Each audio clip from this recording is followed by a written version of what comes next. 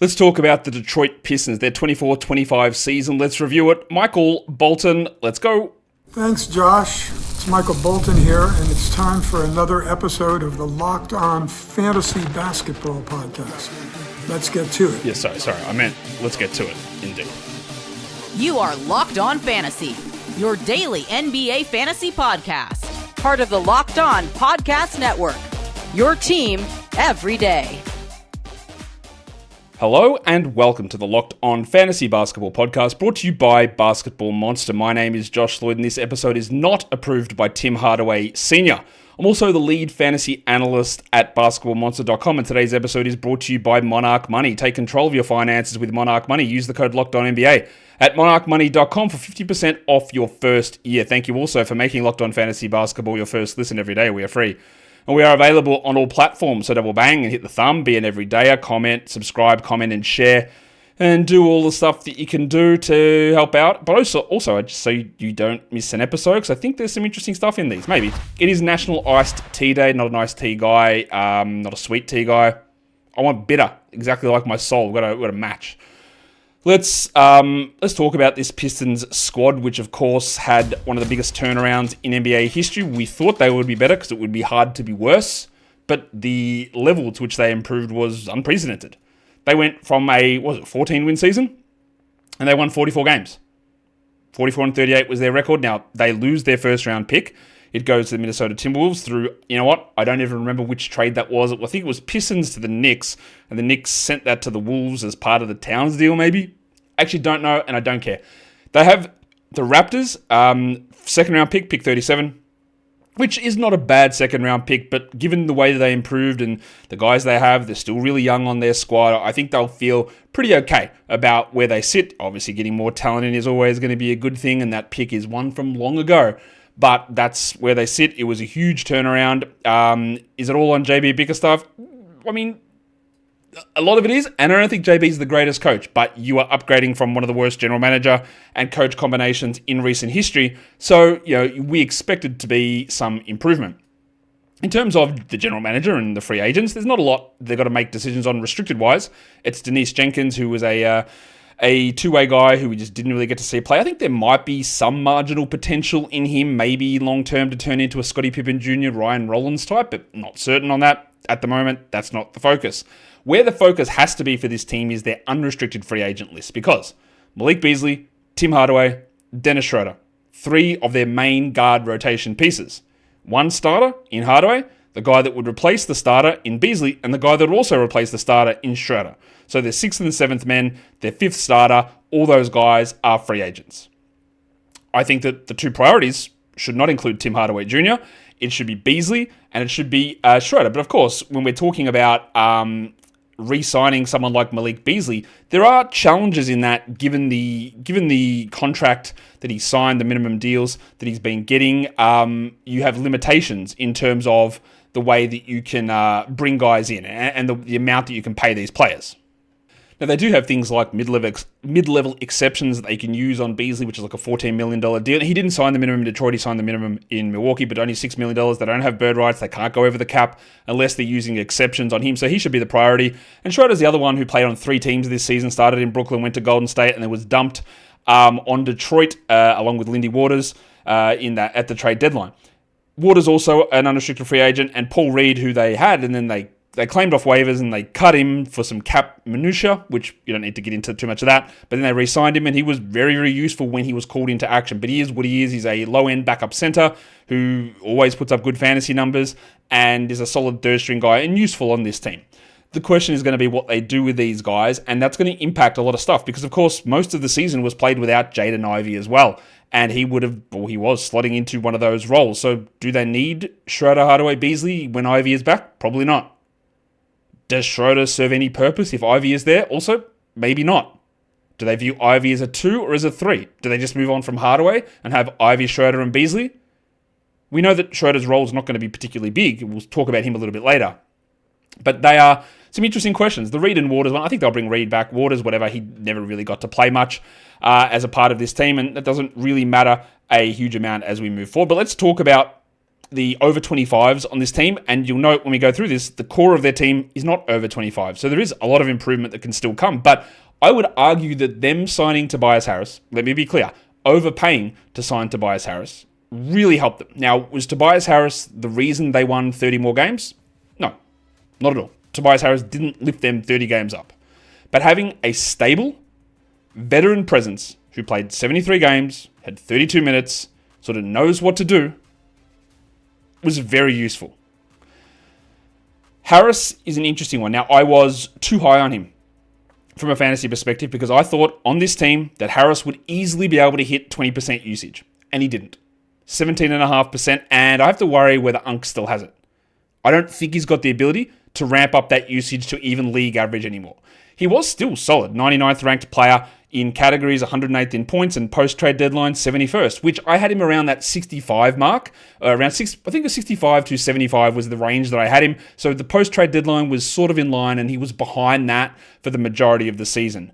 He still, I thought, was better than he was in Philadelphia. He's a low, he's not a high usage player. He's not a high ball demand player. He's the perfect sort of guy to sit off of Cade Cunningham and theoretically Jaden Ivey.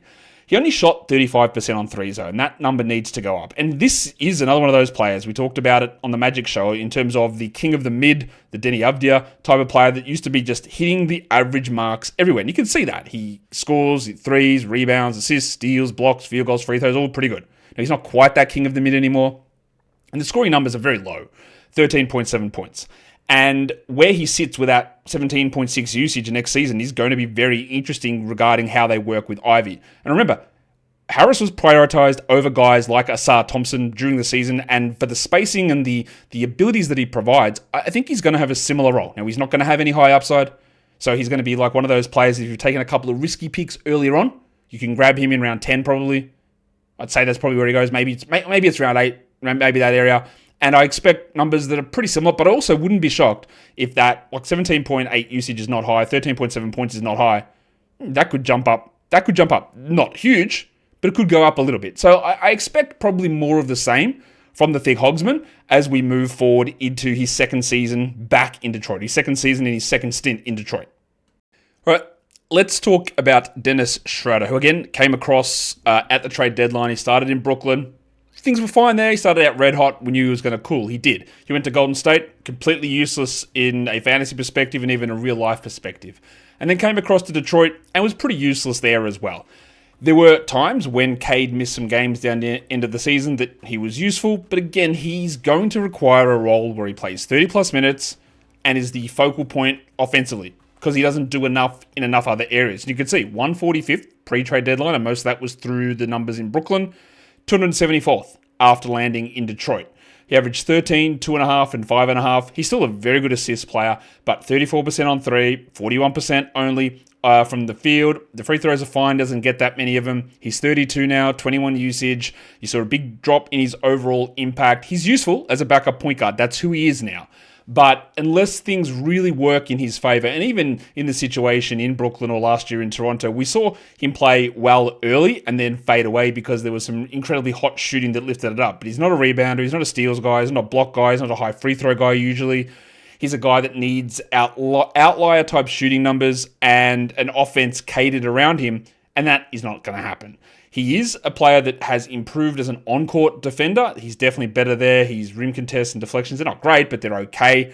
He's improved in that area, and he's a really solid overall backup point guard level player, but not someone for the majority of the time that we're going to be considering too much for fantasy. He'll be one of those guys that, is Schroder starting? But if he is back in Detroit, will he get those opportunities, or will Jaden Ivey get the chance to play alongside Cade and back up Cade? Because remember, Ivey didn't play at all when Schroder was there. So there is a lot of stuff that we don't know if he's going to be back. He's not really an off-ball player because he's not a great shooter and he doesn't need that ball. And as an off-ball guy, he doesn't do a huge amount. So I'm not expecting Dennis to be back necessarily in Detroit. And even if he is, the production I think would be probably lower next season than what it was this past season, even if we're just including the Detroit-only portion of his season.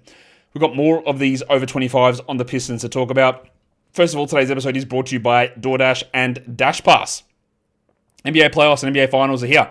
And that means you can get some really, really fantastic offers through DoorDash and through DashPass because there are big performances. And one of the biggest performances comes from DoorDash, and that is the They Swoosh and You Score promo.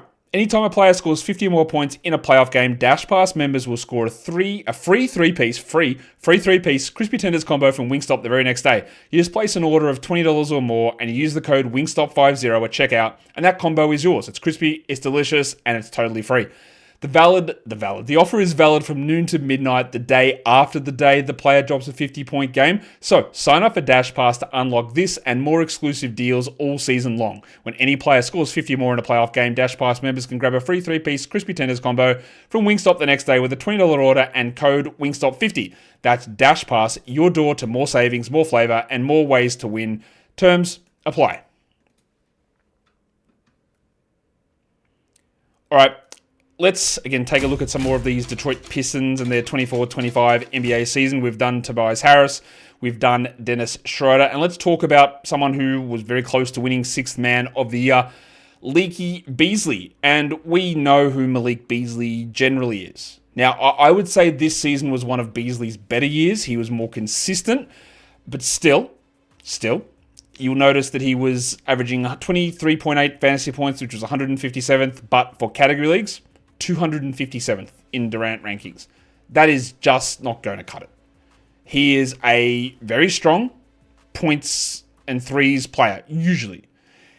You'll also notice that for Yahoo total rankings, he comes in at number 77.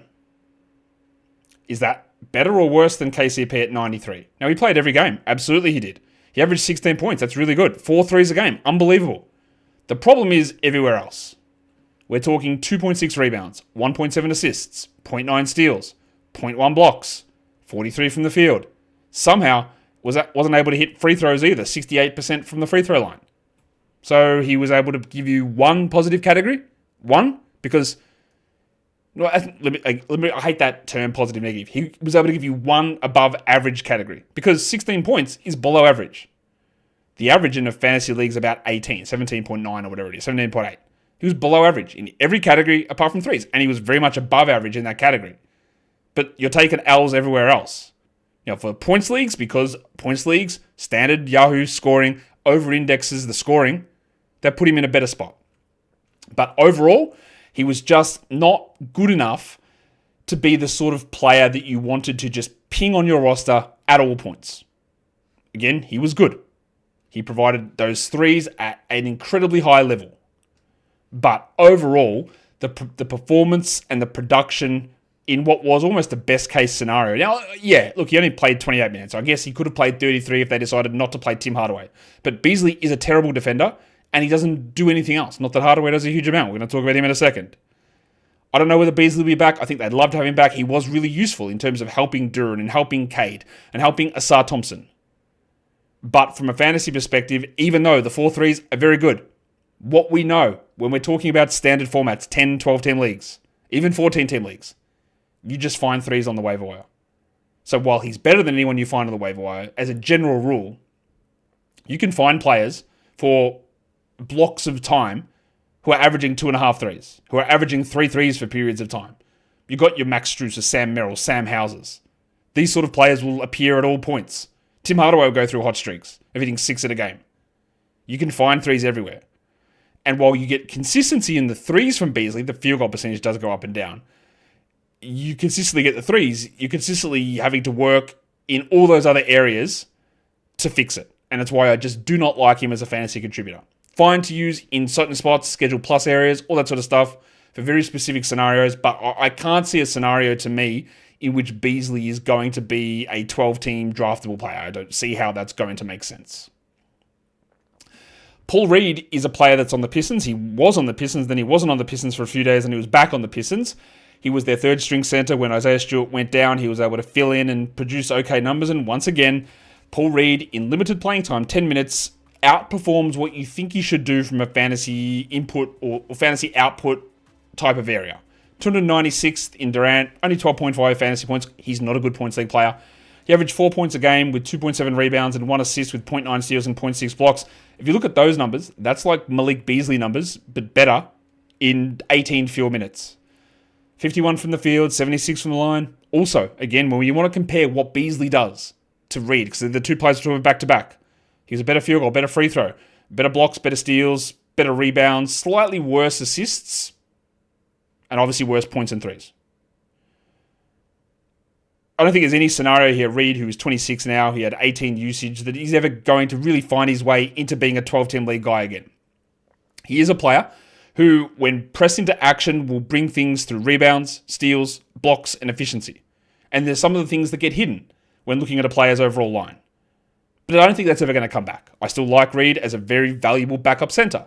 He is undersized. He does struggle with his shooting, 29% from three. And he's one of those guys that you're in deeper formats, you get a little bit desperate, you plug him in. I don't think the NBA views him quite as highly as I do. So even if you're talking Dynasty, he's only 26. You go, well, maybe he finds a backup role the next couple of years and he just every night playing time. I don't necessarily think that's the case. I still think he's useful in that role. He's never going to be a full-time starter. I don't ever see how or why that would be something that happens, realistically. That brings us to the guy that started all season over Dennis Schroder, over Malik Beasley, and I don't really know why. Trajan Langdon made a lot of good moves for the Detroit Pistons. Like, there's no question about that. Langdon brought in, the new coach, JB Bickerstaff. He got this team, along with everyone else working hard, to win 30 more games. Trading Quentin Grimes for Tim Hardaway Jr. is legitimately insane. It was insane at the time. It's insane now. I don't really understand it. But whatever. Hardaway started for them all season. He did provide the spacing. Now, I think Grimes could have done that, but he provided the spacing to help unlock things with Cade. He shot 37% from three, but the fantasy value is non-existent. He's 33. He did scale his usage down, 16%. He played 28 minutes. He was the 350th ranked player. You'll notice his advanced stats are pretty rough. 17% on ball. Again, he used to be a relatively ball-dominant sort of a player, especially back, I think it was with the Knicks, where he was running like pseudo point guard stuff. His defensive stuff is absolutely not there, ever. He doesn't assist anymore. He doesn't get rebounds. He shot the free throws well, which is something Beasley didn't do. But overall, like only 2 threes a game, 11 points. He was useful as I want to say a traffic cone, but that gives negative connotations. In that he was there, he was in the lineup, he was spacing, he wasn't as good as Beasley as a shooter, but he still provided a role. And he didn't need the ball, and he was able to do some things that apparently they liked. I don't know why they liked it as much as they did. Now, like we've said already, Beasley, Hardaway, Schroder, they're all going to be free agents, and I don't think all three are back. But I'm also very certain that we've put the pin in any sort of value that Hardaway has, realistically, in any league. He wasn't even a top 300 player this year. And there are not many formats, and there are dynasty formats, obviously, where you roster 300 players, so he should be rostered there as a regular starter and rotation guy. But I would say a lot of those dynasty leagues that roster 300 plus players, you don't start 300 plus players. That would be my guess. I don't imagine there's many leagues where there are 300 starters outside of a 30-team league with 10 starters. There are plenty of leagues and dynasty formats where you roster 300 plus, but you don't start 300 plus. And at age 33 with an uncertain future, I don't imagine we're going to be seeing huge amounts of things improving from Hardaway as we move forward. We've got a couple more guys we're going to talk about on the Pistons team before the next show, which is going to be talking about Cade and Asar and Duren and the younger guys, Jaden Ivey. But today's episode is also brought to you by Monarch Money. Do you ever check in on your bank account and you think, oh, geez, where'd it go? Where has the money gone? Why did I spend it all on Tim Hardaway Jr.? Well, dining out, online shopping, entertainment, and taking on the contract of Tim Hardaway Jr., well, it can be easy to lose track of where that money's gone. That's where Monarch Money comes in. It isn't just a budgeting app, it's a complete financial command center. So you can track all of your accounts, investments, and your spending in one place. So you stop just managing your money and you start building wealth. It's easy also to collaborate with your partner. Managing that money across multiple accounts and shared accounts, easier to set those goals, track your spending together, and stay on the same page without the stress. So take control of your finances with Monarch Money. Use the code LOCKEDONNBA at monarchmoney.com for 50% off your first year. That is monarchmoney.com. The code is LOCKEDONNBA for half off your first year.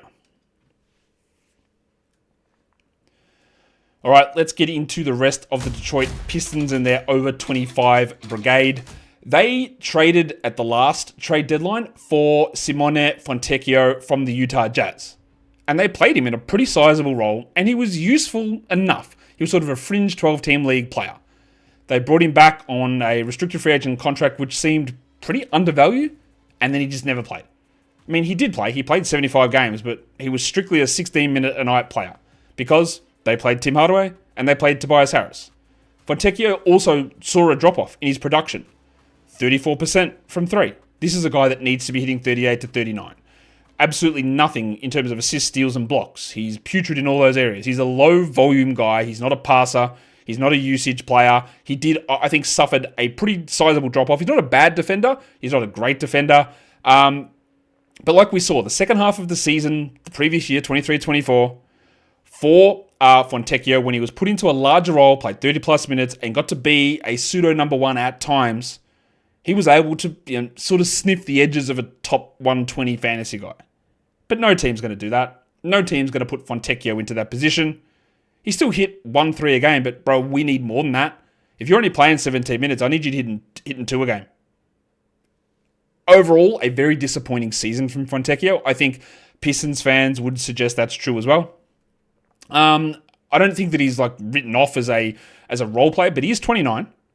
I think that he was just put into a bit of a weird situation where I think he probably deserved to play a little bit more based on what he'd done in his previous stops and the fact that he's fine as a defender and he's usually a pretty good shooter. Things just didn't go to plan. I would be interested to see whether a team does look to try and, get him out of Detroit and put him into a larger role, because he can be at least like a 14-team league player. But we're not talking about a 23-year-old here also. So what we're getting now, it's like, did he hit a cliff? Maybe. That is possible. But he really stepped up from year 1 to year 2. He was great. And then year 3 fell away. And are we getting to the stage where he plays 2 more years and he's back in Europe? It's also possible. So I would say overall a pretty disappointing year from Simone Fontecchio. Lindy Waters III, Hall Pass legend, came across as a part of that Dennis Schroder trade, which I think ended up being a part of the Jimmy Butler deal. Pretty sure that's how it all worked out. Anyway, I don't even know how Detroit got in on that. Waters, previous two-way guy. Steve Kerr did seem to like him at times and he'd get starting jobs. He does profile, again, as a shooter and has had some moments in the past, but he's also like 28 now.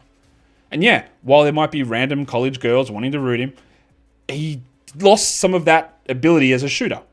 And when you're a shooter and you shoot 34%, well, not going to look good, is it?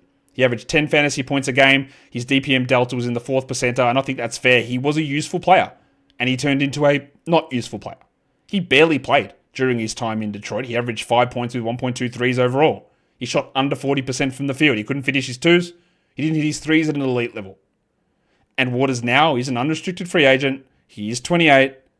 While there was some potential as a 6'9" shooting wing with some defensive ability, like half a steal a game in 15 minutes, not bad. Not great, but not bad. And deflection rate and rim contest numbers are pretty good. He's an okay defender. But he's also just a guy that's sort of in that same size profile as Tobias, Asar, the man we just talked about, Simone Fontecchio. Maybe they bring him back and they let go Hardaway. And if they can't re-sign Beasley, he's put into a larger role, but you got to shoot better than that. You have to shoot better than 34% when that is your skill. Again, he can defend a little bit, but he can't really do too much more. So Waters had a chance to me to establish himself as somewhat of a solid 7th, 8th man rotation type. He had opportunities in Golden State, but when he went to Detroit, buried. That's okay. That's JB Bickerstaff's decision. Maybe he's able to catch on with a bad team and have a strong second half of the season, but we are at the stage now, again, where he's 28. We sort of are where we are, and when you lose that shooting and it's not at that level, well, my level of confidence in him as a player and as a prospect is going to be pretty low. The last guy we're going to talk about, I don't recall really anything about him playing during the season, to be honest. Like, I don't know how did he ever play a sizable role. It's Ron Harper Jr., by the way, who is, of course, Ron Harper Sr.'s son, but also Dylan Harper's brother. Harper is 25 now. He had 22 usage. He played, that's why I didn't remember. He played literally one game. 17 minutes in one game. He averaged 4 points, 7 rebounds, and he didn't. In the one game, he just got 4, 7, and 2. He shot 12% from the field, and I believe that was probably the last game of the season. So Harper, who'd been with the Raptors previously, was on a two-way with the Pistons, just did not play. And not sure he's going to play again. To be honest, he is under contract again for one more year on the two-way, but to be on the two-way and just never see the court with Jaden Ivey injured is a little concerning. Now, Harper didn't start the season playing for the Pistons. He started not on a team. He was playing with the main Celtics, and then he came across to the Pistons. In his 37 G League games last season, he averaged 16 points on 44%. He shot 39% on threes, hitting over 3 a game and 8.6 attempts. That's really encouraging. His free throws were strong. There's not a lot else going on there. So he's got some shooting ability, but obviously a lot of other stuff is lacking. He's a little undersized for the position he probably needs to play. He is only 6'4" in shoes, so probably needs to be a little bit bigger than that. Obviously, his brother is quite a bit taller, and I don't really think that you need to hear me talk much more about Ron Harper Jr., to be honest. He'll be in the league next season playing for the Pistons, but will he last it? Don't know. Two-way guys can be cut realistically at any point. And I'm going to cut the show right here. That means that tomorrow, when we come back to talk about the Pistons and the rest of their guys, I think it'll be tomorrow. I don't think it'll be today. I was planning on releasing it today, but then I had some medical stuff that we had to take care of in the family, so not able to do that. But tomorrow we'll come back. We'll have Cade, Jalen Duren, Jaden Ivey, Asar Thompson, Isaiah Stewart, Rugged Ronnie Holland, Bobby Clintman. Quite a few really interesting players. So I want you to stay tuned for that. And the best way to do that is subscribe, leave comments, all platforms, all that stuff. Guys, we are done here. Thank you so much for listening, everyone. See ya.